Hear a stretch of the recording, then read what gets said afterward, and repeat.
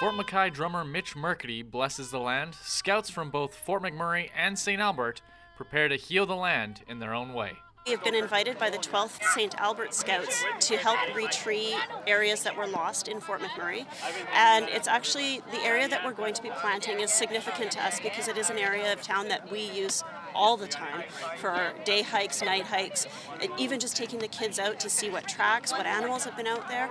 It is an area that we use all the time, and we haven't been able to use it for the past year because of the devastation from the fire.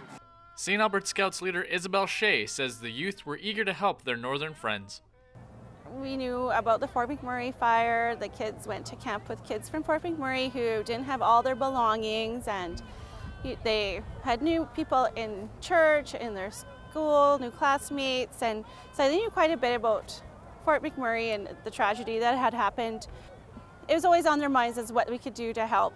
And so we saw a tree planting grant. I presented it to the youth and asked them if this is something they would like to do, and they were very eager to get here and help the community that had gone through so much. And the trees were the perfect answer because trees are such a symbol of hope and regrowth and rebuilding.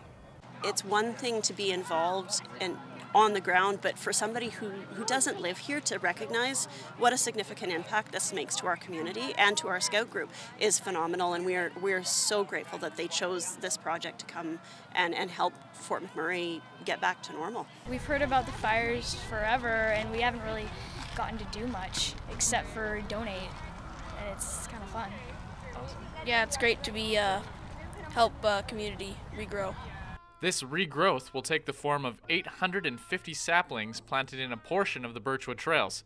Farah Terpstra, an arborist with the municipality, says this will go a long way to restoring the beautiful forested areas around us. So we've lost 17% of the forested canopy in Fort McMurray, and that would be trees like in people's backyards, trees along the trail system, trees in the native forest that's like enclosed within the city as well. So these types of tree planting are going to replace approximately 5 to 8% of that area, and we expect to see some really good returns. We also have about 5% that is going to remain as untreed, so that will be returned to a grassy type condition so that it remains as a fire break, which is a very important message to communities, not just like for Fort McMurray, but to every forested community.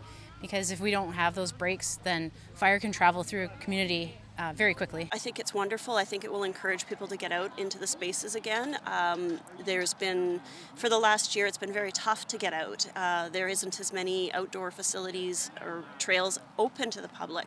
And we've been hearing a lot of feedback from people in the community that they're disappointed because all these things that they used to be able to do, they just can't. So to have this tree planting and help us get back to what was normal for us is phenomenal.